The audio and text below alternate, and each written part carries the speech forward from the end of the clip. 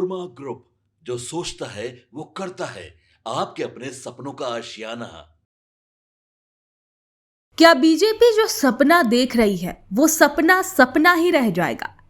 देखिए, बीजेपी का ये सपना है कि मुख्यमंत्री हमारा हो बिहार में, और इस बार पहली बार ये होने भी जा रहा है क्योंकि नीतीश कुमार दिल्ली जा रहे हैं और बिहार में अब बीजेपी के सीएम की चर्चा होने लगी है।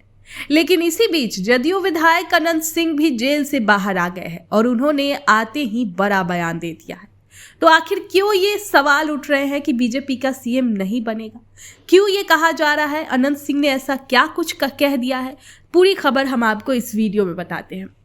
दरअसल बिहार की राजनीति में इन दिनों हलचल और अटकलों का दौर लगातार तेज होता जा रहा है और इसी बीच मोकामा के विधायक अनंत सिंह के एक बड़े बयान ने सियासी माहौल को और गर्म कर दिया है। उन्होंने साफ और सख्त शब्दों में कहा कि अगर नीतीश कुमार मुख्यमंत्री पद पर नहीं रहते हैं तो वे खुद भी चुनावी राजनीति से दूरी बना लेंगे। अब देखिए, उनका ये बयान सिर्फ एक व्यक्तिगत राय नहीं माना जा रहा, बल्कि इसे बिहार की राजनीति में बदलते समीकरणों का संकेत भी समझा जा रहा है। राजनीतिक जानकारों का मानना है कि ये बयान ऐसे समय में आया है जब बिहार में नेतृत्व परिवर्तन को लेकर तरह तरह की चर्चाएं हो रही है। खासकर नीतीश कुमार के भविष्य को लेकर कई तरह के कयास लगाए जा रहे हैं, जिसमें उनके दिल्ली की राजनीति में सक्रिय होने की बात भी शामिल है। हालांकि अनंत सिंह ने इन अटकलों को खारिज करते हुए कहा कि दिल्ली जाना कोई बड़ी बात तो नहीं है और इसका मतलब ये नहीं है कि कोई बिहार को छोड़ रहा है। उन्होंने कहा कि आज के दौर में दूरी का कोई खास महत्व नहीं रह गया है और दिल्ली बिहार के बीच आना जाना बेहद आसान है, इसलिए ऐसी चर्चाएं सिर्फ भ्रम फैलाने के लिए है। अनंत सिंह ने अपने बयान में नीतीश कुमार की जमकर तारीफ की और उन्होंने बिहार के विकास का सबसे बड़ा चेहरा बताया। उन्होंने कहा कि राज्य में जो भी सड़क, शिक्षा, कानून व्यवस्था और आधारभूत ढांचे में सुधार देखने को मिल रहा है वो पूरी तरह नीतीश कुमार की सोच और नीतियों का परिणाम है। उनके अनुसार बिहार ने पिछले कुछ वर्षों में जो बदलाव देखे हैं वो पहले संभव नहीं लगते थे, लेकिन मजबूत नेतृत्व के कारण ये संभव हो पाया। उन्होंने आगे कहा कि अगर भविष्य में कभी नेतृत्व परिवर्तन की स्थिति आती है तो निशांत कुमार मुख्यमंत्री पद के लिए एक उपयुक्त विकल्प हो सकते हैं। उन्होंने निशांत कुमार को पढ़ा लिखा, समझदार और शांत स्वभाव का व्यक्ति बताते हुए कहा कि उनमें अपने पिता की तरह दूरदर्शिता और संतुलन है। अनंत सिंह का ये बयान इसलिए भी महत्वपूर्ण है क्योंकि इससे पहले बार खुलकर नीतीश कुमार के परिवार के किसी सदस्य को मुख्यमंत्री पद के संभावित चेहरे के रूप में पेश किया गया है। अब इस बयान के राजनीतिक मायने भी काफी गहरे हैं। देखिए, एक तरफ जहां इसे नीतीश कुमार के प्रति वफादारी के रूप में देखा जा रहा है तो वहीं दूसरी तरफ इसे वंशवाद की राजनीति को बढ़ावा देने के रूप में भी आलोचना मिल सकती है।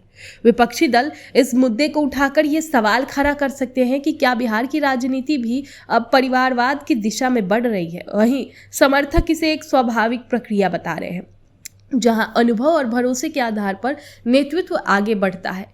जब अनंत सिंह से ये पूछा गया कि अगला मुख्यमंत्री किस पार्टी से होगा तो उन्होंने इस सवाल से बचते हुए सीधा जवाब नहीं दिया। उन्होंने केवल इतना कहा कि सरकार किसी की भी बने लेकिन बिहार का विकास रुकना नहीं चाहिए।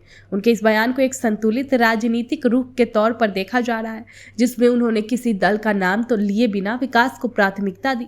अब इस पूरे घटनाक्रम के दौरान अनंत सिंह का जन समर्थन भी साफ दिखाई दिया। वे जब बिहार शरीफ पहुंचे तो उनके स्वागत के लिए बड़ी संख्या में लोग मौजूद थे। बैंड बाजा, घोड़े और फूल मालाओं के साथ उनका भव्य स्वागत किया गया। समर्थकों में सेल्फी लेने और उनसे मिलने की होड़ लगी रही, जिससे यह स्पष्ट होता है कि उनकी लोकप्रियता अब भी बरकरार है। कार्यक्रम के दौरान पूर्व विधायक पप्पू खान ने भी बताया कि अनंत सिंह यहां एक निजी कारण से भी आए थे। उन्होंने कहा कि पूर्व मंत्री राजबल्लभ यादव के पुत्र के निधन की खबर सुनते ही अनंत सिंह उनसे मिलने पहुंचे और शोक व्यक्त किया। इससे ये भी संदेश किया कि राजनीति के साथ साथ वे सामाजिक और व्यक्तिगत संबंधों को भी महत्व देते हैं। तो देखिए, कुल मिलाकर अनंत सिंह का ये बयान बिहार की राजनीति में एक नई बहस को जन्म दे रहा है, जहां एक ओर ये बयान नेतृत्व की निरंतरता और विकास की बात करता है, वहीं दूसरी ओर ये सवाल भी खड़ा करता है कि आने वाले समय में राज्य की राजनीति किस दिशा में जाएगी। क्या नीतीश कुमार के बाद कोई नया चेहरा उभरेगा या फिर परिवार से ही नेतृत्व आगे बढ़ेगा? ये देखना आने वाले समय में काफी दिलचस्प होगा। आपके सपनों को हमने सजाया है, ई होम्स पैनोरमा को हमने बनाया है। ई होम्स मेरा एक सपना था जिस पे मैं पिछले 4 साल से काम कर रहा था। हमने जो बनाया है वो सबने है माना।